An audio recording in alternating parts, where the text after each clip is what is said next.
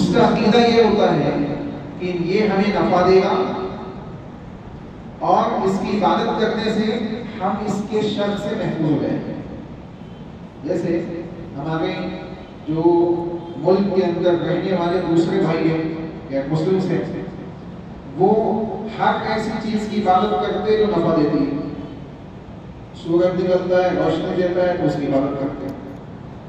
اسی طریقے سے گائے دودھ دیتی ہے تو اس کی عبادت کرتے ہیں.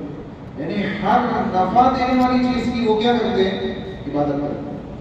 اور ہر اس چیز کی بھی عبادت کرتے ہیں جس سے شر پہنچنے کا خطرہ ہو. اس کی عبادت کیوں کرتے ہیں؟ تاکہ اس کے شر سے ہم بچ جائیں. جیسے سانپ کی عبادت کرتے ہیں. سانپ کو بھی دیوتا مانتے ہیں. کیوں مانتے ہیں؟ تاکہ اس کی عبادت ہم کیوں کر رہے ہیں؟ تاکہ اس کے شر سے ہم بچ جائیں، یہ ہم کو نقصان نہ دے. تو معلوم پڑ رہا ہے کہ دنیا کے جتنے معبودان باطلہ ہیں ان کی عبادت انسان کرتا ہی اس لیے ہے کہ اس سے نفع مل جائے اور اس کے شر سے میں محفوظ ہو جاؤں. یہی چیز مسلمانوں کے اندر بھی آتی ہے. انسان اللہ کے علاوہ دوسروں کے پاس جا کر سجدے کر رہا ہے، ان کے لیے نظر و نیاز کر رہا ہے، ان کے لیے جانور ذبح کر رہا ہے. کس لیے؟ کہ ان سے نفع مل جائے، اولاد مل جائے، یا دوسرا کوئی نفع جو اس کو مطلوب ہے وہ مل جائے، وہ مل جائے. اور نقصان سے، ان کے غصے سے میں محفوظ ہو جاؤں، یہ بچا لے. اللہ کہہ رہا ہے کہ سن لو، کوئی نہیں ہے اللہ کی ذات کے علاوہ جو تم کو نفع پہنچا سکتا ہو یا نقصان پہنچا سکتا ہو. معلوم پڑا کہ جب تمہارا عقیدہ یہ ہے معبودان باطلہ کے سلسلے میں کہ یہ نفع اور نقصان دیتے اس لیے ہم ان کی عبادت کرتے ہیں، تو اللہ نے اسی چیز کو رد کر دیا، بنیاد ہی سے ختم کر دیا کہ نفع نقصان دینے والا تو میں ہی ہوں. تو عبادت کس کی ہونی چاہیے؟ اسی کی ہونی چاہیے، اس کے علاوہ کسی دوسرے کی نہیں ہونی چاہیے. اچھا، ایک چیز یہ ہے کہ یہ جو معاملہ ہے ہم سمجھتے ہیں کہ شرک توحید کیوں بار بار قرآن میں آتی ہے. قرآن کی کوئی آیت ایسی نہیں ہے. علامہ ابن قیم رحمۃ اللہ علیہ ہدایت المستفید کے اندر بیان فرماتے ہیں. ہدایت المستفید ایک عقیدے کی کتاب ہے، اس میں بیان کرتے ہیں کہ قرآن کی ہر آیت توحید بیان کرتے ہیں. انسان یہ بات سنے گا تو وہ کنفیوز ہو جائے گا، یہ کیسی بات ہے. دیکھیں، کئی اللہ کا حکم ہے، کئی اللہ نے منع کیا ہے، نفی ہے کسی کام سے. کئی عبادتوں کا آرڈر دیا گیا ہے، وہی حکم میں آگے ہوگا. کئی جہنمیوں کا ذکر ہے، کئی جنتیوں کا ذکر ہے، کئی پچھلی قوموں کے واقعات ہیں، سب کا تعلق توحید سے کیسے ہے؟ سب کا تعلق توحید سے ایسے ہے کہ اللہ کی اگر توصیف ہے، تعریف ہے، اللہ کی حمد و ثنا ہے، اللہ کی وحدانیت کا تذکرہ ہے، تو یہ تو اللہ ہی کی توحید ہے نا، اس کے علاوہ کچھ ہے نہیں. لیکن اگر اللہ نے حکم دیا ہے یا کسی چیز سے منع کیا تو یہ توحید کیسے ہے؟ اللہ رب العالمین کے حکم پہ عمل کرنا توحید کے اراکین میں داخل ہے. انسان کی توحید، انسان کے ایمان میں اللہ کے احکامات پہ عمل کرنے کی وجہ سے اضافہ ہوتا ہے. ایمان بڑھتا اور گھٹتا ہے، ایمان بڑھتا اور گھٹتا ہے. کچھ فرقے، کچھ گمراہ قسم کے فرقے نکلے تھے ماضی میں، جہمیہ، قدریہ، ان کو اٹھا کے کبھی پڑھے آپ کو پتہ چلے گا ان کے عقائد اس قسم کے تھے. کچھ مانتے تھے کہ گناہ کرنے سے انسان کافر ہو جاتا ہے، اگر کسی نے کوئی گناہ کیا تو اسلام سے نکل گیا. کچھ مانتے تھے کہ سب کا ایمان ایک سا ہے، سب کا ایمان ایک سمان ہے، ابو بکر کا ایمان اور ہمارا ایمان ایک سمان ہے. ایسا عقیدہ تھا، ایسا عقیدہ تھا. اس قسم کے بدعقیدہ قسم کے لوگ نکلے اور ان کو اہل علم نے گمراہ قرار دیا. ان کے سلسلے میں پوری کتابیں لوگوں نے لکھ ڈالی ان کے عقیدوں کے اوپر، ان کے عقیدوں کے رد کے اوپر. چنانچہ عقیدہ کتاب و سنت کی بیس ہے، بنیاد ہے، جڑ ہے. اگر آپ کا عقیدہ صحیح نہیں ہے تو آپ کا دین صحیح نہیں ہو سکتا، آپ کا ایمان صحیح نہیں ہو سکتا، آپ کے اعمال صحیح نہیں ہو سکتے. اور جب آپ کے اعمال صحیح نہیں ہوں گے تو آپ کے پیچھے دوسروں کے اعمال بھی صحیح نہیں ہوں گے. یہ بات سمجھ رہے ہیں؟ یہ بنیاد ہے. جس کا خود کا عمل قبول نہ ہو اس کے پیچھے دوسروں کا عمل بھی قبول نہیں ہوگا.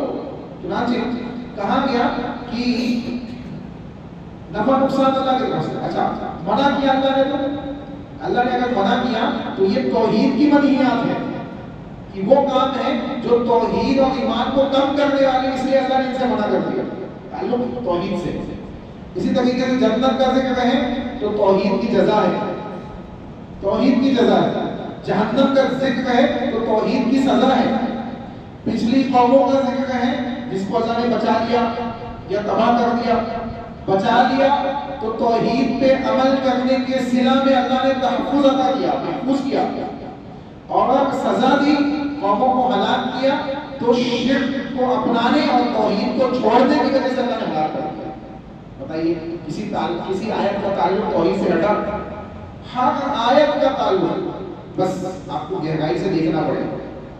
تو توحید کوئی معمولی چیز نہیں ہے, کوئی معمولی چیز نہیں ہے. یہ ایسی چیز ہے کہ اگر یہ نکل جائے تو عمل ختم, اور یہ آ جائے تو تمام اعمال اللہ کے نزدیک قابل قبول ہے. اس کو معمولی بس سمجھیے. اس کو دیکھیں, اللہ رب العالمین نے دو قسم کے واقعات بیان کیے اس سورہ انعام کے اندر. پہلے ابراہیم علیہ السلام کا ذکر کیا, اس کے بعد اللہ نے 17 نبیوں کا ذکر کیا, 17 انبیاء. اس کو سنے بغیر مت جائے. سنیں کیا کہا گیا. کہا وَإِذْ قَالَ إِبْرَاهِيمُ لِأَبِيهِ آزَرَ أَتَتَّخِذُ أَصْنَامًا آلِهَةً. جب ابراہیم علیہ السلام نے اپنے والد سے کہا, کچھ لوگ کہتے ہیں کہ ابھی یہ والد نہیں تھے, چچا تھے. حضرت ابراہیم کے والد, حضرت ابراہیم علیہ السلام کے والد, صحیح بات یہی ہے. کہا ابھی اپنے والد سے کہا آزر, جن کا نام آزر تھا, اتتخذوا اصناما آلہۃ, کیا آپ بتوں کی عبادت کرتے ہیں؟ کیا آپ نے بتوں کو اپنا معبود بنایا ہوا ہے؟ اصنام کہتے ہیں صنم کی جمع ہے. صنم کو ہمارے یہاں جو صنم چلتا ہے والا صنم نہیں, سین سے نہیں, سواد سے, سواد سے صنم, جس کا معنی ہوتا ہے بت, جس کی عبادت کی جاتی ہے. اصنام اسی سے ہے, اس کی جمع ہے. اور آزر جو ابراہیم علیہ السلام کے باپ تھے, یہ اپنی قوم کے بڑے لوگوں میں سے تھے, سرداروں میں سے تھے, اور یہ بت کو بناتے بھی تھے, اس کی عبادت بھی کرتے تھے, اس کو فروخت بھی کرتے تھے. چنانچہ کہا ابراہیم علیہ السلام نے آپ کیا کرتے ہو, خود ہی بنا رہے ہو, خود ہی عبادت کرتے ہو, کیا کر رہے ہو؟ کہا سنیں انی اراک, میں یہ دیکھ رہا ہوں. ابراہیم کہتے ہیں کہ میں دیکھ رہا ہوں, اراک کہ آپ وقومک, اور آپ کی قوم یعنی بستی والے قوم آپ کی فی ضلال مبین, کھلی ہوئی گمراہی. آپ دیکھیں, اب کچھ لوگ کہیں گے کہ اگر اس کو قبر میں فٹ کر دیا جائے تو یہ تو کفر, اہل کفر کے سلسلے میں, ہم تو ایمان والے ہیں. اللہ نے کہا ایمان والے نہیں, کفر کریں گے, شرک کریں گے. نبی نے کہا کہ مجھے, آپ دیکھیں ایک زمانہ آئے گا, نبی صلی اللہ علیہ وسلم نے کہا قیامت سے پہلے ایک زمانہ آئے گا, ایمان والے کلمہ کو ہونے کے باوجود مورتیوں کی پوجا کریں گے. ایک تو قبروں پہ جا کے سجدے کر کے دعائیں مانگ رہے, اس کو تو لوگ شرک سمجھتے ہی نہیں, جو لوگ کرتے ہیں اس کو شرک نہیں سمجھتے, اس کو شرکیہ کام سمجھتے ہی نہیں, اس لیے کر رہے ہیں. لیکن اللہ کے نبی نے کہا ایسے ہی لوگ ایک زمانہ آئے گا جو مورتیوں کی بھی پوجا کریں گے. اور آپ دیکھیں آج ہو گئے, آپ نے دیکھا ہوگا کئی ایسی ویڈیو جہاں مسلمان کیا کر رہا ہے, کھلا ایسی چیزوں کی عبادت کرتا ہے, کھلا, اس کو کوئی خوف نہیں ہے اللہ.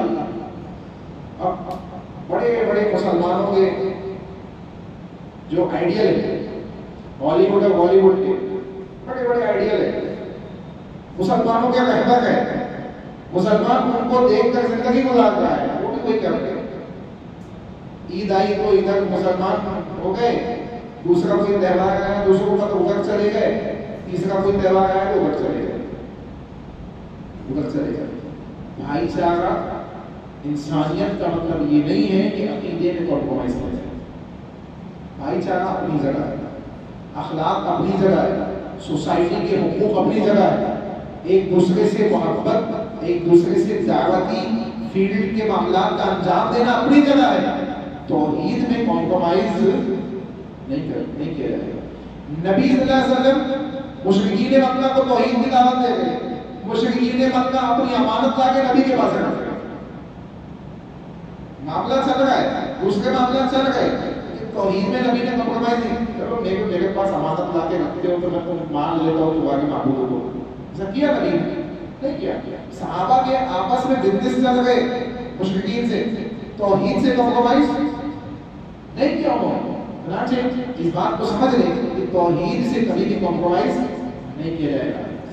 توحید میں کسی قسم کا یعنی ڈھیلا پن نہیں ہونا چاہیے، مضبوط ہونی چاہیے توحید۔ توحید ہی بیس ہے، جس کی توحید خراب ہے، جس کا عقیدہ صحیح نہیں ہے، اس کے معاملات خراب ہو جائیں گے۔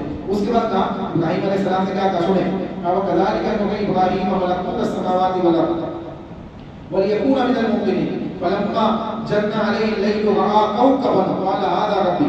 آپ دیکھیں ابراہیم علیہ السلام کی وہ یہ کہہ سکتے تھے نا، میرا ابا یہ کر رہے تھے اس لیے میں بھی یہ کر لیتا ہوں۔ ہمارا کہتے ہیں نا لوگ، ابا دادا سے چلا آ گئے، تم آج سمجھانے آ گئے ہو، آج بتا کے ہمارے ابا دادا پورا خاندان آج تک یہ کرتا رہا، ہم سے بڑا عمدہ قبیلہ نہیں ہے ناگپور کے اندر، ہم یہ کام کر رہے ہیں، تم کون ہوتے ہیں، کہاں سے آگے ہوتے؟ اتنے سارے لوگوں کو نہیں سمجھ گئے، اتنے بڑے بڑے مفتیوں کو نہیں سمجھ گئے۔ آپ دیکھیے مفتی اتنے سارے، اتنے زیادہ، ابا دادا سے چلا آ رہا ہے، یہ نہیں چلے گا دین میں، یہ دین میں نہیں چلے گا۔ ابھی آگے بار آ رہا ہے، اس کے پہلے صفحے پہ اللہ نے اس کو بیان کر دیا، پہلے صفحے پہ بیان کر دیا، آگے بار پڑھ لیجیے گا، پہلے سنیں اس کو۔ ابراہیم علیہ السلام نے یہ نہیں دیکھا ابا کیا کر رہے، قوم والے کیا کر رہے، اکیلے ابراہیم ہے، اکیلے، اور اس اکیلے شخص کے دل میں جو بت خانے کے سرپرستوں کے یہاں پیدا ہوا ہے، اس کے دل میں بات آئی کہ یہ کام غلط ہے، یہ کام صحیح نہیں ہے۔ وہ نکل پڑے رب کو ڈھونڈنے کے لیے، تحقیق کرنے کے لیے۔ تو ابا دادا تو جو کر رہے ہیں وہ صحیح ہے، یہ ضروری نہیں ہے۔ بندے کو چاہیے کہ اپنی عقل کا استعمال کرے اور تحقیق کرے دین کے اندر، تحقیق کا جذبہ رکھے کہ صحیح کیا ہے، غلط کیا ہے۔ اور جب بندہ تحقیق کرتا ہے، اللہ ہدایت کے راستے آسان کرتا ہے، صراط مستقیم دکھا دیتا ہے۔ اور جب آنکھ بند کر کے چلتا ہے تو وہ آنکھ بند کر کے چلنے والا آگے جا کے گڈھے میں جاتا ہے۔ دنیا میں بھی وہی حال ہوگا، آپ چل کے دکھائیے روڈ کے اوپر آنکھ بند کر کے، دین میں تو چلیں گے آنکھ بند کر کے، جیسا چل رہا ہے چلنے دو۔ ہائی وے پہ چل کے دکھائیے تو مانے آپ کو، آنکھ پہ پٹی مانیے اور چلیے ہائی وے پہ، اتنی ہمت نہیں ہے۔ کیا بات کرتے، اڑا کے چلا جائے گا، آپ کھلے والے کو اڑا کے چلے جاتے ہیں، آپ کھلے والے کو اڑا کے چلے جاتے ہیں۔ ابھی ایک بزرگ کا کیس آیا ہاسپٹل میں، سینرجی میں، وہاں یہ ادھر ایم پی سائڈ کے گئے تھے، بیچارے واکنگ کر رہے تھے، بائک والے نے آگے ٹھوک دیا، ہڈی ٹوٹ گئی گئے، آپ کھلے والے کو جو ٹھوک دیتے۔ تو یہاں آپ آنکھ بند کر کے دین میں چلیں گے، دنیا میں نہیں چلے گا۔ دنیا میں چل کے دکھائیے، آنکھ بند کر کے گاڑی چلائیے، تو ایسا نہیں چلے گا، ایسا نہیں چلے گا۔ کہاں سنیں، ابراہیم علیہ السلام نکل پڑے اللہ کی نشانیوں کو دیکھنے کے لیے، اللہ کو پہچاننے کے لیے۔ کیا کہا، فلما جن علیہ اللیل رأى کوكبا، جب رات ہوئی تو ستاروں کو دیکھا، آسمان سے ستارے نکلے، ان کو دیکھا۔ قال هذا ربی، کہنے لگے یہ رب ہے، یہ ستارے رب ہے، یہ روشنی دے رہے ہیں۔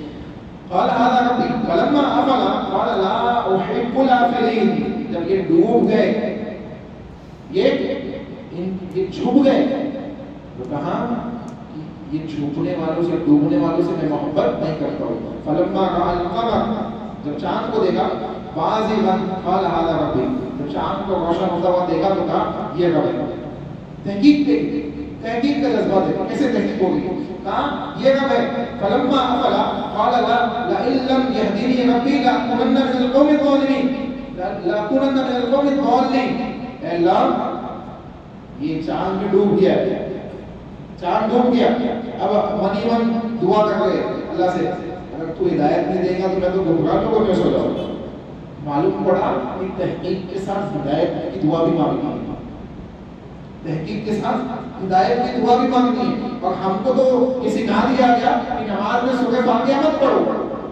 کیوں؟ کیونکہ سورہ فاتحہ ہی کے اندر ہدایت کی دعا ہے. اہدنا الصراط المستقیم. بڑا طبقہ مسلمانوں کا سورہ فاتحہ سے محروم ہے نماز کے اندر، اور اس کے نہ پڑھنے ہی کی وجہ سے ایسا محسوس ہوتا ہے کہ ہدایت سے محروم ہے. جو بندہ سورہ فاتحہ پڑھے گا نا، آپ پڑھنا اسٹارٹ کیجیے، امام کے پیچھے ہو، مقتدی، اکیلے ہو، کہیں پہ بھی نماز پڑھ رہے ہو، کوئی بھی نماز پڑھ رہے ہو، یہاں تک کہ جنازے کی نماز میں نبی صلی اللہ علیہ وسلم نے سورۃ الفاتحہ پڑھی. ہم آگے آپ کو جنازے کی نماز میں امام بھی نہیں پڑھتا ہے، مقتدی تو چھوڑ دیجیے، امام بھی سورۃ فاتحہ نہیں پڑھتا ہے. اٹھا کے پڑھ لیجیے، لوگوں کیا فقہ کے اندر لکھی ہوئی ہے کہ امام اور مقتدی دونوں کو سورۃ فاتحہ نہیں پڑھتی ہے، تو نمازی کیوں پڑھ رہے ہو؟ اب نمازی کیوں پڑھ رہے ہو؟ ایسے ہی جا کے دفن کر دو، ایسے ہی جا کے دفن کر دو. ایک کھیل تماشا بنایا ہوا دین کا. پھر ہم کہتے ہیں کہ ہم پہ کیوں ہم کو جوتے پڑ گئے. تماشا بناؤ گے دین کا تو جوتے پڑے گا، جوتے پڑے گا. سن لیجیے، جب چاند بھی ڈوب گیا، اللہ سے دعا کی کہ اللہ ہدایت اگر تو نہیں دے گا تو میں تو گمراہ ہو جاؤں گا، گمراہ لوگوں میں ہو جاؤں گا، ضالین میں ہو جاؤں گا. فلما رأى الشمس بازغا قال هذا ربي هذا اکبر. جب سورج نکلا، دیکھیے دنیا کی وہ چیزیں جو نفع دیتی، میں نے بتایا نا اسٹارٹنگ میں، نفع اور نقصان. یہ نفع دے گئی ہے، سورج بھی نفع دے گا، روشنی دے گا. چاند بھی رات میں روشنی دے گا. ستاروں کے ذریعے اس وقت اس زمانے کے لوگ کیا کرتے تھے؟ راستے پہچانتے تھے. راستے پہچاننے کے ذرائع سورہ ملک پڑھی، اس میں اللہ نے ذکر کیا ہے. کہا جب سورج نکلا تو سورج کو دیکھ کر کہنے لگے یہ رب ہے، یہ بڑا ہے. فلما افلت قال یا قوم انی بریء مما تشركون. جب وہ بھی ڈوب گیا تو کہنے لگے اے میری قوم، جس کی تم عبادت کرتے ہو میں اس سے بری ہوں. یعنی تم اللہ کے ساتھ جن کو شریک کر رہے ہو اس سے میں کیا ہوں؟ بری ہوں. اب دیکھیں، اب پہچان لیا توحید، اب پہچان لیا. یہ نشانیاں دے دی اللہ کا نا، قل سیروا فی الارض فانظروا کیف کان عاقبۃ. زمین میں انسان اللہ کی نشانیوں کو ڈھونڈے، چلتے پھرتے اللہ کی نشانیاں دیکھیں گے، اللہ کی وحدانیت کی نشانیاں دیکھیں گے. آپ سوچیں ایک سیب اوپر سے نیچے گر جائے تو سائنٹسٹ کو تحقیق معلوم ہوتی ہے کہ یہ اوپر کیوں نہیں گیا، نیچے کیوں آیا، گریویٹیشنل فورس کی تحقیق کر لے گا. دنیا کی معاملے میں تحقیق کی تو کیا کیا؟ گریویٹی کی فورس کی تحقیق کر لی. دنیا چاند پہ جا سکتی ہے، قرآن و حدیث کو نہیں سمجھ سکتی، نہیں سمجھ سکتی. سائنس، جغرافی، دیگر چیزیں سمجھ گئے، قرآن پڑھیے سمجھیے، یہ پورے سبجیکٹ دنیا کے اس میں موجود ہیں، پورے سبجیکٹ. تو کہا کہ انی وجہت وجہی للذی فطر السماوات والارض حنیفا وما انا من المشرکین. اعلان کر دیا کہ میں اپنے چہرے کو اس رب کی طرف موڑتا ہوں، اس کی طرف دیکھتا ہوں جس نے آسمان و زمین کو فطرت کے ساتھ پیدا کیا، فطرت کے ساتھ پیدا کیا. اور سنو میں مشرکوں میں سے نہیں ہوں. اللہ اکبر. مشرکین مکہ کیا کہتے تھے؟ ہم ملت ابراہیم کے سے. مشرکین مکہ کہتے تھے کہ ہم ملت ابراہیم کے ماننے والے. اللہ نے کہا ابراہیم تو کہتے ہیں کہ میں مشرک نہیں ہوں. ابراہیم تو بت خانے والے کے گھر میں پیدا ہو کے بتوں کی عبادت نہیں کر رہے، اور مشرکین مکہ کعبۃ اللہ کے پاس پیدا ہو کر کعبۃ اللہ میں 300 سال خود رہ گئے اور کہہ رہے کہ ہم ملت ابراہیم کے ماننے والے ہیں. یہ کہاں کی عقل ہوتی ہے؟ تو بیوقوفانہ معاملہ ہے. نہ کہا گیا اس کے بعد ابراہیم علیہ السلام کا یہ واقعہ بیان کیا. اس کے بعد اللہ نے 17 نبیوں کا ذکر کیا اسی سورہ انعام کے اندر. 17 نبیوں کا ذکر کیا. ایک ایک نبی کا اگر نام بتاؤں گا، میں سنیں بتاتا ہوں کیا کہا. سنیں وَوَهَبْنَا لَهُ إِسْحَاقَ وَيَعْقُوبَ. اسحاق علیہ السلام، یعقوب علیہ السلام، ٹھیک ہے. وَنُوحًا، نوح علیہ السلام، ٹھیک ہے. اس کے بعد وَمِن ذُرِّيَّتِهِ داؤد علیہ السلام، وَسُلَيْمَانَ، سلیمان علیہ السلام، وَأَيُّوبَ وَيُوسُفَ وَمُوسَى وَهَارُونَ، ٹھیک ہے. وَزَكَرِيَّا وَيَحْيَىٰ وَعِيسَىٰ وَإِلْيَاس علیہ السلام، ٹھیک ہے. کل من الصالحین، سب کے سب نیک لوگ تھے. واسماعیل والیسع ویونس ولوطا، سب انبیاء ہیں، سب نبی ہیں، ٹھیک ہے. وکلا فضلنا علی العالمین، سب کو ہم نے زمین میں فضیلت دی. اللہ ناموں کے ساتھ ان کی صفات بھی بیان کر رہا ہے.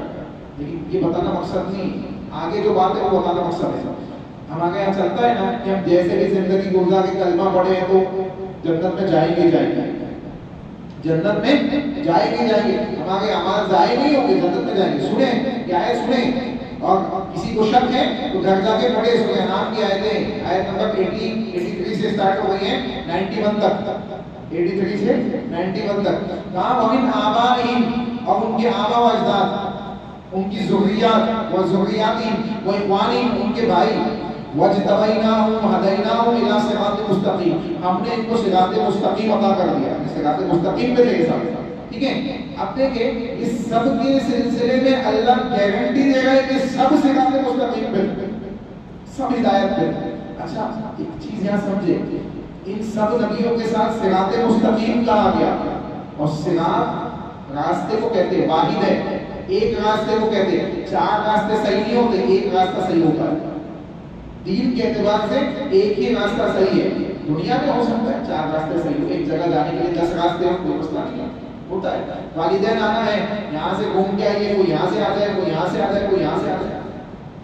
10 راستے ہو سکتے ایک جگہ پہ، لیکن دین کی منزل نبی تک پہنچانے کا ایک ہی راستہ ہے، اور نبی ہی اللہ تک پہنچانے والے ہیں. اللہ سے جوڑنے والی ذات کس کی ہے؟ نبی صلی اللہ علیہ وسلم. تو کہاں سب کے سب صراط مستقیم پہ تھے، ایک سیدھے راستے پہ. ذالک ھدی اللہ یہدی بہ من یشاء من عبادہ، اللہ رب العالمین ہی نے ان کو ہدایت دی تھی، اللہ ہی نے ان کو ہدایت دی ہے. ٹھیک ہے. ولو اشرکوا، یہ جو کا سنیں 17 نبیوں کا اللہ نے ذکر کیا، اور 17 نبیوں کے ذکر کرنے کے بعد اللہ کہتا ہے ولو اشرکوا، اگر یہ 17 کے 17 نبی جن کو ہم نے نیک کہا، جن کو ہم نے فضیلت دی، جن کے سلسلے میں ہم نے کہا کہ یہ صراط مستقیم پہ تھے، جن کے سلسلے میں کہا کہ ہدایت پہ تھے، اللہ کی طرف سے ہدایت یافتہ تھے، ان کی اولادیں ہدایت پہ تھی، ان کے بھائی ہدایت پہ تھے، ان کی ذریات ہدایت پہ تھی. اللہ اکبر. اگر یہ سب کے سب شرک کرتے، اللہ کے ساتھ کسی دوسرے کو شریک کرتے، ولو اشرکوا، اگر یہ شرک کرتے، لحبط عنہم، ہم ان کے عملوں کو ضائع کریں گے.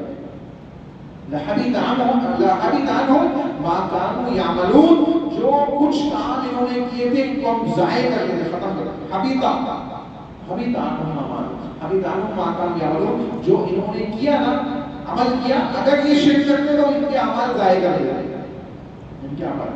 لیکن انہوں نے شرک نہیں کیا. معلوم پڑا کہ انبیاء علیہ السلام کے اندر بھی اگر شرکیہ کام، شرکیہ عقیدے آ جاتے، اللہ ان کے بھی اعمال ضائع کر دیتا. ہم بچے، اب بتائیے ہم بچے، ہم میں سے کوئی بچا؟ ہمارے بڑے بڑے پیر فقیر ولی بچے؟ کوئی نہیں بچا، سب اس میں آ گئے. جو بھی شرک کرے گا وہ بچے گا، وہ بچے گا نہیں، اس کے اعمال بچیں گے نہیں، وہ ضائع ہو جائیں گے. انسان کو چاہیے کہ وہ ایسی چیزوں سے کیا کرے، خصوصاً اللہ رب العالمین کے ساتھ کسی کو شریک کرنے سے، چاہے عقیدے میں ہو چاہے کسی دوسری چیز میں بچ جائے. اچھا ایک جگہ نبی کے سلسلے میں بھی کہا، نبی صلی اللہ علیہ وسلم کے سلسلے میں بھی کہا لئن اشرکت لیحبطن عملک، اے نبی اگر آپ بھی شرک کرو گے تو آپ کے عمل بھی ہم ضائع کریں گے. حالانکہ نبی سے یا انبیاء سے کبھی شرک ہوتا نہیں ہے، نہ ہو سکتا ہے. لیکن اللہ کیوں کہہ رہا ہے یہ؟ تاکہ بعد والے سمجھ جائے، قیامت تک آنے والے مسلمان سمجھ جائے جب انبیاء کو اور نبی کو ایمان کہہ دیے تو ہماری کیا اوقات، ہم بچے نہیں بچے. چنانچہ انسان کو چاہیے کہ یہ شرک کو اچھی طریقے سے پہچان لے اور اس سے بچ جائے. حضرت عمر رضی اللہ عنہ کہتے تھے جیسے توحید کا جاننا ضروری ہے ویسے شرک کا جاننا بھی ضروری ہے، تاکہ اس سے بچ سکے. انسان کو نیکی اور گناہ دونوں سمجھ میں آنا چاہیے تاکہ نیکی کو عمل میں لا سکے، گناہ سے بچ سکے. گناہ کے سمجھنے کا مطلب یہ نہیں کہ اس کو پریکٹیکلی کر کے دیکھنا ہے، بولے گناہ کر کے دیکھتے تب سمجھ میں آئے گا اچھی طریقے سے، ایسا نہیں. گناہ اور شرک بدعت یہ سب کی وضاحت کتاب و سنت کے اندر موجود ہے.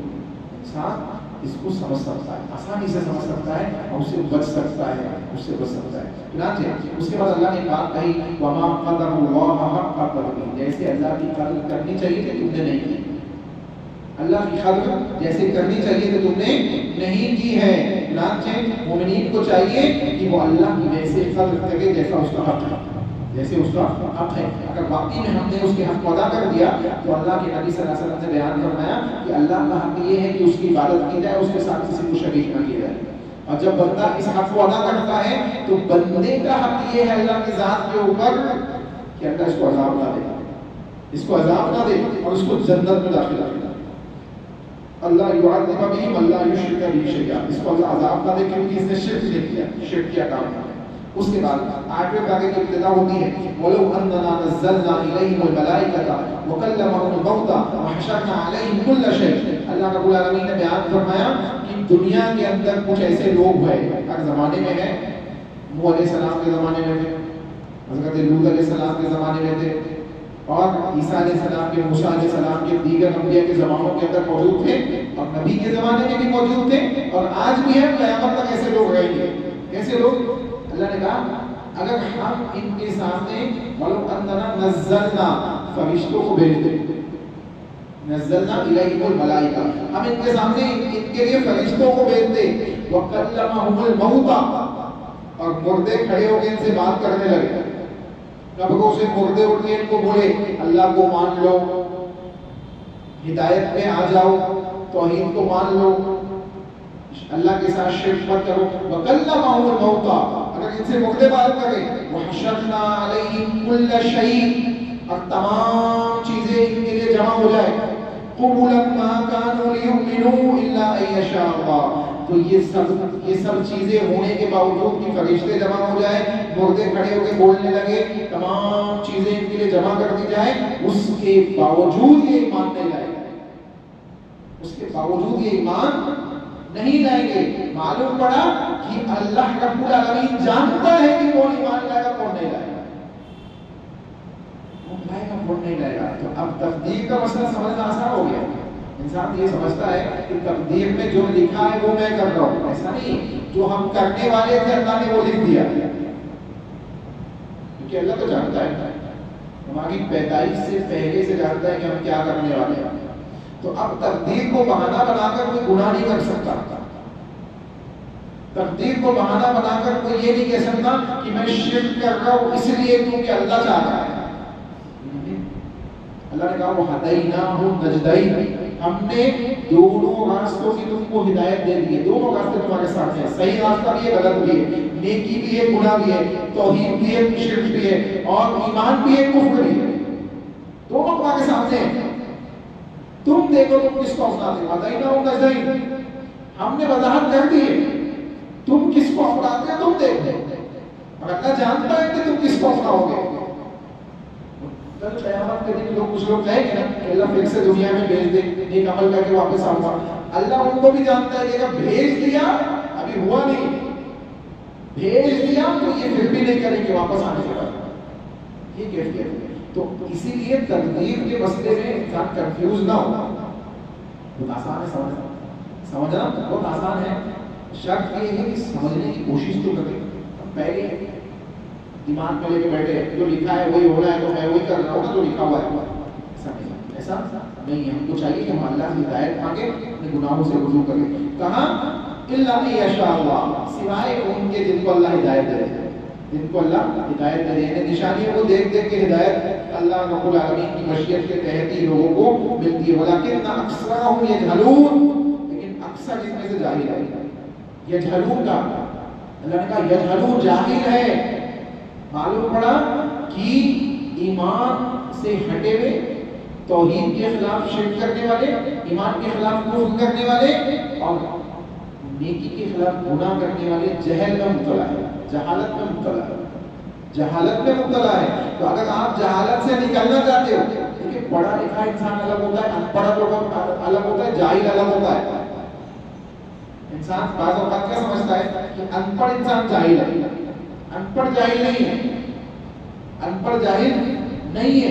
ایک انسان ہے پڑھا لکھا بھی جاہل ہو سکتا ہے، ایک پڑھا لکھا انسان بھی جاہل ہو سکتا ہے. ہاں ورنہ ان پڑھ تو نبی بھی تھے، نبی نے کسی سے پڑھا نہیں دنیا میں. اس سے پہلے بات آ چکی، اس کی ڈیٹیل آ چکی کہ نبی صلی اللہ علیہ وسلم کا دنیا میں کوئی استاد نہیں تھا. تو ان پڑھ انسان جاہل ہو ضروری نہیں، اب پڑھا لکھا انسان جاہل نہ ہو یہ بھی ضروری نہیں ہے، یہ بھی ضروری نہیں، وہ جاہل ہو سکتا ہے۔ چنانچہ ایک ہے ایمان والا، ایمان اگر لایا ہے چاہے وہ ان پڑھ ہو چاہے پڑھا لکھا ہو، جہالت سے نکل گیا۔ اب ایمان کے بعد اگر توحید پہ ہے تو مکمل جہالت سے وہ نکلا ہوا ہے، لیکن ایمان کے بعد بھی اگر شرک میں ہے تو اس کے اندر جہالت ہے، اس کے اندر جہالت ہے۔ کیوں؟ کیونکہ اسی جہالت کو ختم کرنے کے لیے اللہ نے نبی کو بھیجا تھا۔ جہالت دور جاہلیت کہتے ہیں، نبی کے زمانے سے پہلے کے زمانے کو دور جاہلیت کہتے ہیں، کیونکہ پوری دنیا شرک میں ڈوبی ہوئی تھی، اس شرک کو ختم کرنے کے لیے نبی کو بھیجا گیا، نبی صلی اللہ علیہ وسلم۔ تو کہا گیا کہ یہ بات، اس کے بعد اللہ نے کہا وَتَمَّتْ كَلِمَتُ رَبِّكَ صِدْقًا وَعَدْلًا لَا مُبَدِّلَ لِكَلِمَاتِهِ وَهُوَ السَّمِيعُ الْعَلِيمُ۔ اچھا کہا گیا تَمَّتْ كَلِمَتُ رَبِّكَ صِدْقًا وَعَدْلًا۔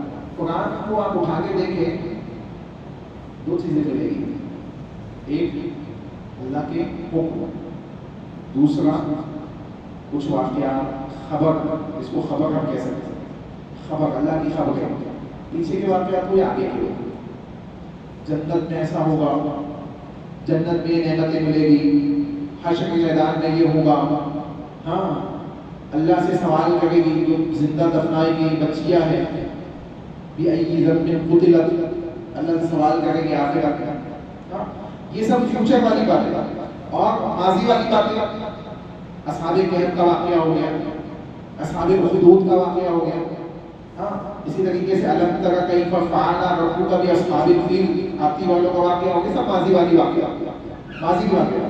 آدم علیہ السلام کا واقعہ، ہم نے زمین پہ بھیجا، زمین پہ آنے کے بعد انہوں نے دعا مانگی ربنا ظلمنا انفسنا، یہ سب ماضی والے واقعہ۔ تو یہ خبر ہو گئی، خبر کے اندر خاصیت کیا ہے کہ جھوٹی بھی ہو سکتی ہے سچی بھی ہو سکتی ہے، خبر جھوٹی بھی ہو سکتی ہے سچی بھی ہو سکتی ہے۔ کوئی بچہ دوڑ کے آئے اور کہے بھائی آپ کی کسی کی گاڑی جو ہے کسی نے لے کے بھاگ گیا ہے، وہ سچ بھی ہو سکتا ہے اور جھوٹ بھی ہو سکتا ہے۔ اللہ نے کہا یہ کلمات جو قرآن مجید کے ہے، اس میں جتنی خبریں ہیں صدقہ، سچی، اس کے جھوٹے ہونے میں کوئی امکان نہیں ہے، یہ مکمل یقین کے ساتھ جان لو یہ سچی ہے، یہ کیا ہے؟ سچی ہے۔ اچھا دوسری چیز نہیں، وہ عدل، اور عدل ہے اس کے اندر، عدل کا مطلب یہ ہے کہ کوئی ایسا کام نہیں ہے جس کے کرنے کا اللہ نے حکم دیا ہو وہ تم نہیں کر سکتے ہو، کوئی ایسا کام نہیں ہے، عدل ہے، یعنی جتنے کاموں کا اللہ نے حکم دیا ہے وہ سب تم کر سکتے ہو، عمل میں لا سکتے ہو، عمل میں لا سکتے ہو، اور جن کاموں سے اللہ نے منع کیا ہے ان سے تم بچ سکتے ہو۔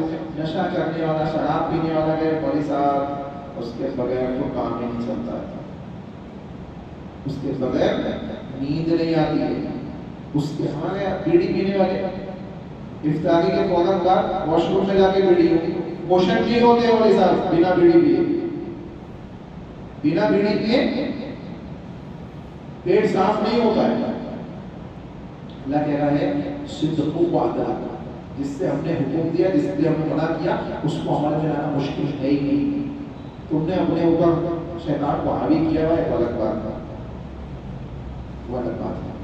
پھر اس بات کو بھی سمجھ لیں کہ شیطان کی اتباع کہاں لے جانے والی ہے، شیطان کی اتباع کہاں لے جانے والی ہے۔ انسان کو چاہیے کہ اس بات کو اچھی طریقے سے سمجھ لیں کہ قرآن مجید یہ اللہ کی جانب سے نازل کردہ وہ کتاب ہے جس میں تمام باتیں سچ ہے، اور کوئی بات ایسی نہیں جس پہ ہم عمل نہیں کر سکتے، یا کوئی ایسی منہیات نہیں جس سے ہم بچ نہیں سکتے۔ اس کے بعد اللہ رب العالمین نے غیر اللہ کے نام کے ذبیحہ سے منع کیا، غیر اللہ کے نام کا ذبیحہ کھانا تمہارے لیے جائز نہیں ہے، اور کتاب اللہ کے اندر کئی جگہ اس بات کو بیان کیا۔ لیکن آپ دیکھیں مشرکین نے ایک اعتراض کیا نبی صلی اللہ علیہ وسلم کے اوپر، کہا یہ کون سی بات ہوئی کہ جس کو اللہ مار دے وہ حرام ہے اور جس کو آپ مارے وہ جائز ہے؟ سمجھ رہے ہیں؟ جس کو اللہ مار دے وہ حرام اور جس کو آپ مار دے وہ جائز ہے۔ مطلب یہ ہوا کہ اگر کوئی حلال جانور فطری موت مر جاتا ہے تو حرام ہے، اگر بکرا ذبح کرنے سے پہلے مر جائے اس کا کھانا جائز ہے؟ جائز نہیں ہے، حرام ہو گیا ہوگا. تو اللہ نے موت دی نا اس کو، یعنی اللہ نے موت دی تو تم نے حرام کر دیا. اور تم چھری چلا رہے ہو، ذبح کر رہے ہو، تم مار رہے ہو تو حلال ہے، تم مار رہے ہو تو حلال ہے. اللہ نے اس کے جوابات مختلف انداز سے یہاں پہ بیان کیے، لیکن اس میں نہیں جاؤں گا میں. اس کو بنیادی طور پہ سمجھ لیں، بنیادی طور پہ سوال ہی غلط ہے. کیوں؟ جس کو فطری موت آئی ہے اس کو بھی اللہ ہی نے موت دی ہے، اور جس کو ہم ذبح کر رہے ہیں اس کو بھی اللہ نے موت دی ہے. اس کو ہم نہیں مار رہے، اس کو ہم نہیں مار رہے، وہ تو اللہ ہی کے حکم سے مر رہا ہے. اگر چھری چلانے سے ہی جانور مر جاتا تو اسماعیل علیہ السلام کے اوپر بھی چھری چلائی گئی تھی، چلائی گئی تھی کہ نہیں؟ ابراہیم علیہ السلام کی وہ چھری نے کام نہیں کیا. کیوں؟ کیونکہ چلنے والی چھری بھی اللہ ہی کے حکم سے چلتی ہے. جانور پہ جو چلتی ہے وہ کس کے حکم سے چلتی ہے؟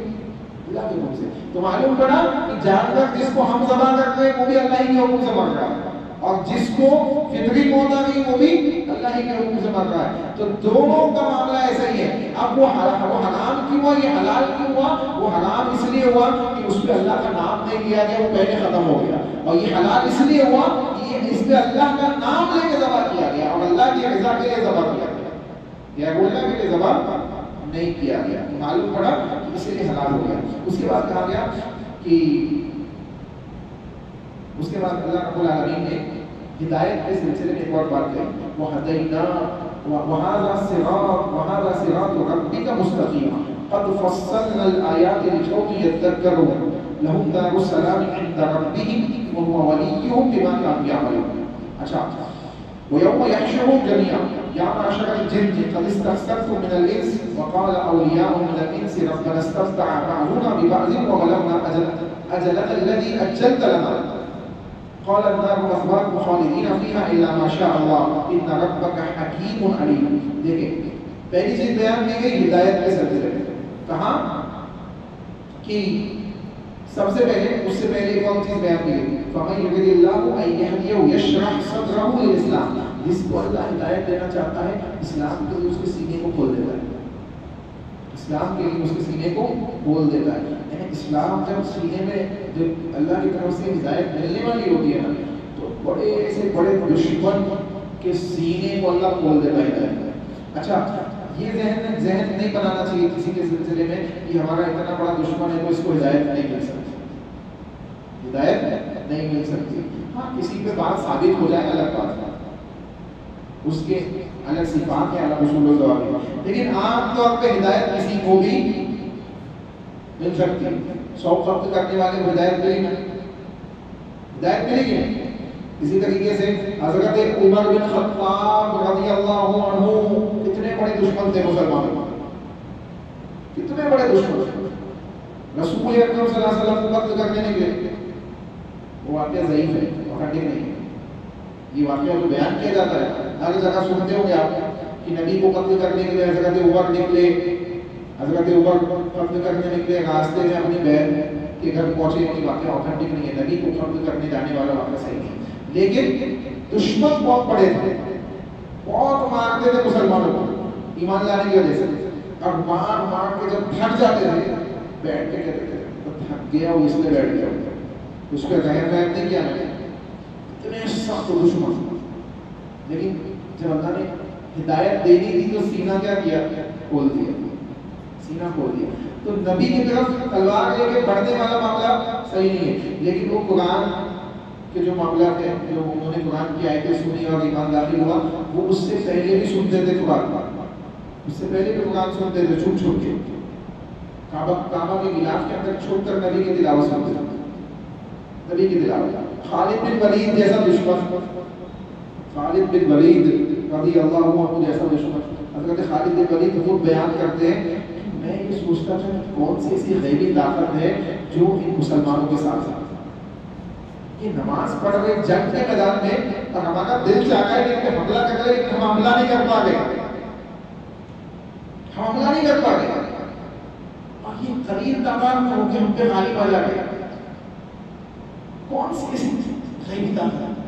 کیونکہ خالد بن ولید ایک جنگجو شخص تھے، ایسے جنگجو تھے کہ بچپن سے صرف جنگ کے لیے اللہ، ایسا لگتا ہے کہ جنگ کے لیے اللہ نے پیدا کیا ہوا، ایسی شخصیت، اونچے اونچے شخص. تو آپ اندازہ لگائے جب اللہ نے ہدایت دی، ہدایت جب اللہ نے دی تو کتنا نفع خالد بن ولید سے اسلام کو پہنچایا.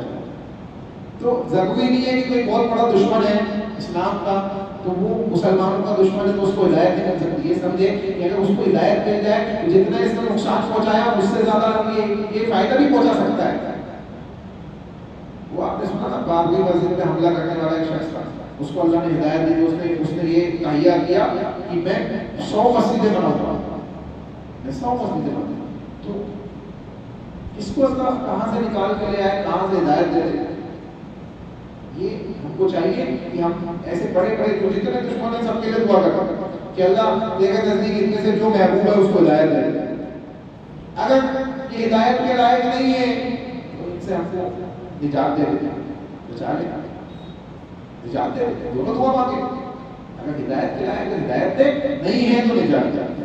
تو اللہ نے کہا کہ جس کو ہم ہدایت دیتے ہیں اس کے سینے کو کھول دیتے ہیں اسلام کے لیے. وَمَن يُرِدْ أَن يُضِلَّهُ يَجْعَلْ صَدْرَهُ ضَيِّقًا حَرَجًا كَأَنَّمَا يَصْعَدُ فِي السَّمَاءِ. اور جس کے لیے ہدایت کے راستے بند کرتے ہیں، ضلالت و گمراہی کرتے ہیں، اس کے سینے کو تنگ کرتے ہیں، تنگ کرتے ہیں. ابو جہل دیکھ رہا ہے، وہ بھی تلاوت سنتا تھا نبی کی، وہ بھی نبی کی تلاوت سنتا تھا. حالانکہ اس کے سلسلے میں تو ایک قول بھی ہے غالباً صحیح بخاری میں ہے کہ وہ کہتا تھا کہ یہ نبی کا خاندان ہمارا خاندان اعلیٰ خاندان ہے مکہ، ہم اعلیٰ خاندان کے لوگ، یہ ان کے خاندان والوں نے حاجیوں کی خدمت کی، ہم نے بھی اسٹارٹ کر دی خدمت کرنا. انہوں نے پانی پلایا، ہم نے بھی پلایا، انہوں نے یہ کام کیا، ہم نے بھی کیا. لیکن پھر ان میں ایک شخص کھڑا ہوا کہنے لگا میں اللہ کا نبی ہوں، محمد صلی اللہ علیہ وسلم. اب ہم نبی کہاں سے لائے؟ ابو جہل کیا کہہ رہا ہے کہ ہم نبی کہاں سے لائے؟ ان کے یہاں ایک نبی پیدا ہو گیا، ہمارے یہاں نبی نہیں آیا، ہمارے خاندان میں نہیں آیا. اسی وجہ سے ہم نبی کو نہیں مانتے. نبی تو سچے ہے، یعنی نبی کی صداقت کو بیان کر رہا ہے لیکن مان نہیں رہا ہے. ابو سفیان رضی اللہ عنہ فتح مکہ کے بعد ایمان لائے. ایک زمانے تک نبی صلی اللہ علیہ وسلم سے جنگ لڑتے گئے اور جب مشرک تھے بادشاہ ہرقل کے دربار میں بیٹھ کر نبی کی صداقت کو بیان کیا گیا. نبی کی صداقت کو بیان کیا، کافر ہے لیکن نبی کی صداقت بیان کیا گیا. بھائی صحیح بخاری کی 7 یا 8 نمبر کی حدیث مل جائے گا، ابتدائی نہیں تو لمبی حدیث ہے، اس کو پڑھیے. تو کہا کہ اللہ کیا کرتا ہے، یہ معاملہ کرتا ہے وَهَذَا صِرَاطُ رَبِّكَ مُسْتَقِيمًا. اور یہ بات سنیے، آپ کے رب کا راستہ ہدایت کا صراط مستقیم، سیدھا راستہ ہے. کون سا راستہ ہے؟ سیدھا راستہ. اور راستے نہیں کہا، اللہ نے کیا کہا؟ راستے نہیں ہے، راستہ ہے. تو اب جو لوگ کہتے ہیں کہ 4 صحیح ہے وہ آٹومیٹکلی غلط ہو گئے. کیا ہو گئے؟ آٹومیٹکلی غلط ہو گئے، کیونکہ 4 صحیح نہیں ہو سکتے.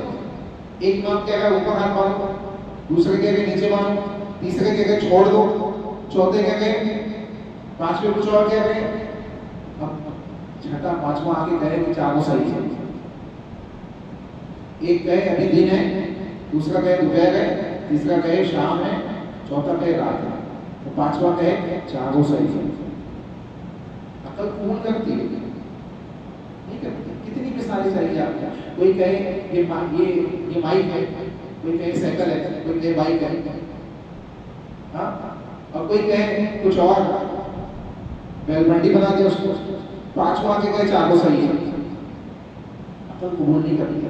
4 نہیں، 1 صحیح ہوگا، کوئی بھی 1 صحیح ہوگا. اور وہ ایک شخصیت ہے لقد کان لکم فی رسول اللہ اسوۃ حسنہ، محمد رسول اللہ، محمد رسول اللہ صلی اللہ علیہ وسلم. اور یہ بات بھی سمجھ لیں، بات آئی ہے رسول لے آتے.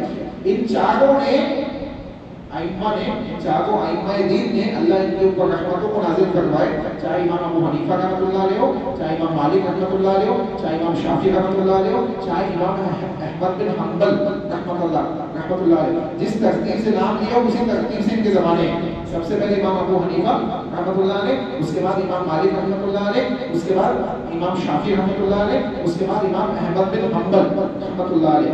ان چاروں میں سے کسی نے بھی نہیں کہا کہ ہمارے پیچھے آنکھ بند کر کے چلنا، چاروں میں سے کسی نے بھی نہیں کہا، کسی نے نہیں کہا، بلکہ انہوں نے تو یہ کہا، انہوں نے کیا کہا سنیں، اذا صح الحدیث فهو مذہبی، جب صحیح حدیث مل جائے، امام ابو حنیفہ کہتے ہیں جب صحیح حدیث مل جائے تو وہی میرا مذہب ہے، لیکن بات کو چھوڑ دینا، صحیح حدیث کو لے لینا۔ ان کے شاگرد امام ابو یوسف اور امام محمد دو شاگرد ان کے بڑے مشہور شاگرد، امام ابو یوسف اور امام ابو محمد، یہ دو شاگردوں نے تقریباً 80% مسائل کے اندر امام ابو حنیفہ سے اختلاف کیا ہے، اختلاف کیا ہے۔ ہمارے ایک بڑی جماعت ان کے پیچھے چل رہی ہے، کیا بول گے؟ امام صاحب نے بولا آپ کو چلنے کے لیے ان کے پیچھے، وہ تو کہہ رہے ہیں کہ جب صحیح حدیث آئے وہ میرا مذہب ہے، تو جہاں صحیح حدیث مل رہی ہے امام صاحب کے قول کو چھوڑیے، صحیح حدیث کو پکڑیے، امام صاحب کا مسئلہ صحیح حدیث ہے، وہی تعلیم دے کے گیا ہے۔ امام مالک نے کہا یہ قبر والے لوگ محمد صلی اللہ علیہ وسلم ان کے علاوہ کسی کی بات کو مکمل طریقے سے نہیں کیا جائے گا، سب کی بات چھوڑی جا سکتی ہے، نہیں جا سکتی ہے، صرف یہ الا هذا القول سوائے ان کے محمد صلی اللہ علیہ وسلم کے بعد کسی کی بات نہیں قبول کی جا سکتی، چھوڑی جا سکتی۔ امام شافعی، امام احمد بن حنبل کے کھلے ہوئے اقوال ہے، لا تقلدنی ولا تقلد مالکا ولا شافعیا، امام احمد بن حنبل کہہ رہے ہیں کہ نہ میری تقلید کرو، نہ امام شافعی کی تقلید کرو، نہ امام مالک کی کرو، نہ امام سعودی کی کرو، اور آؤ کوئی کچھ ائمہ کے، بلکہ آگے کہا کہ خذ بما اخذ، وہاں سے لو جہاں سے ان لوگوں نے لیا، وہاں سے لو جہاں سے انہوں نے لیا، انہوں نے کہاں سے لیا؟ رسول اللہ صلی اللہ علیہ وسلم۔ انہوں نے اپنے اپنے زمانے میں اپنے اپنے اعتبار سے خدمات انجام دی، اللہ اس کو قبول فرمائے، اللہ اس کو قبول فرمائے، لیکن انہوں نے کبھی یہ نہیں کہا کہ ہمارے پیچھے ہاتھ باندھ کر کے چلو، ایسے ہاتھ چل رہے ہوئے، ہم کو چاہیے کہ اس بات کو سمجھ لیں کہ صراط مستقیم صرف ایک ہے۔ اس کے بعد اللہ نے کہا ہم آخرت میں سب کو جمع کریں گے، جنوں کو بھی انسانوں کو بھی، اور جنوں انسانوں کو جمع کرنے کے بعد اللہ نے یا معاشر الجن والانس الم یأتکم رسل منکم یقصون علیکم آیاتی، اے جنوں کی جماعت، اے انسانوں کی جماعت، کیا تمہارے پاس رسول نہیں آئے تھے؟ ہمارے رسول نہیں آئے تھے تم میں سے؟ یقصون علیکم آیاتی، جو ہماری آیتیں تم پہ پڑھتے تھے، وَيُنذِرُونَكُمْ، اور تم کو ڈراتے تھے، لِقَاءَ يَوْمِكُمْ هَذَا، اس دن سے تم کو ڈراتے تھے، اس دن کی ملاقات سے تم کو ڈراتے تھے، قیامت کے دن سے۔ قَالُوا شَهِدْنَا عَلَىٰ أَنفُسِنَا وَغَرَّتْهُمُ الْحَيَاةُ الدُّنْيَا وَشَهِدُوا عَلَىٰ أَنفُسِهِمْ أَنَّهُمْ كَانُوا كَافِرِينَ، وہ کہیں گے کہ ہم گواہی دیتے ہیں، یعنی گواہی دیں گے کہ رسول آئے تھے، رسول آئے تھے، لیکن ہم نے کیا کیا؟ دنیا کی زندگی کو برباد کر دیا، دنیا کی زندگی کو برباد کر دیا، اور وَشَهِدُوا عَلَىٰ أَنفُسِهِمْ أَنَّهُمْ كَافِرِينَ، اور اپنے کفر کی بھی گواہی دیں گے۔ تو آپ دیکھیں وہاں پہ کسی بھی چیز کی گواہی دے کے کوئی فائدہ ہے؟ گواہی دینے کا ٹائم یہ ہے، یہ دنیا ہے، یہ دنیا دار الجزا ہے، اگر اس میں صحیح کام کریں گے تو اسی کے بیسس پہ اللہ تعالیٰ جزا دے گا، جو کام کیا دار العمل ہے، یہاں عمل کرنا ہے جزا وہاں ملے گی، یہاں کیا کرنا ہے وہ دار الجزا ہے، جزا وہاں ملے گی، یہاں عمل کرنا ہے، اچھے کام کیے، بچے نے اچھے سے محنت کی سال بھر تو رزلٹ اچھا ہے، پڑھائی نہیں کی تو ایگزام میں جا کے بدل جاگے گا، چیٹنگ کرنے کی کوشش کرے گا، ہو سکتا ہے چیٹنگ کر کے پاس ہو ہی جائے گا، وہاں ہونے والا ہے۔ ہمارے یہاں تو قبر میں بھی چٹھی لگا دیتے لوگ، فرشتہ آئے گا کوئی جواب دے گا، سوچیں ہم کیا کر رہے ہیں، کس کو دھوکہ دے رہے ہیں؟ اللہ کو، اللہ کے فرشتوں کو دھوکہ دے رہے ہیں۔ قبر میں چٹھی لگائی جا رہی ہے، من ربک ربی اللہ، وما دینک دین الاسلام، وما رسولک رسول محمد صلی اللہ علیہ وسلم، یعنی سوال جواب دونوں ہے، فرشتہ پوچھ کر بازو دیکھو، ہاں دے دو جواب۔ دنیا کی چیٹنگ سمجھے ہوئے آپ نے، ہاں وہاں جواب نکلنے والا نہیں ہے۔ آپ سوچیں عربی میں سوال ہو رہا ہے، جواب بھی عربی میں دے گا، جس نے کبھی عربی کا الف نہ پڑھا ہو وہ بھی جواب دے گا، اگر وہ صحیح توحید پہ ہے تو صحیح جواب دے گا، توحید پہ نہیں ہے تو ہاں ہاں یا لا عربی، ہاں ہاں لا عربی کہے گا۔ انسان کو چاہیے اس بات کو سمجھے، کچھ چٹھی لے جانے سے کچھ ہونے والا نہیں ہے، ٹھیک ہے۔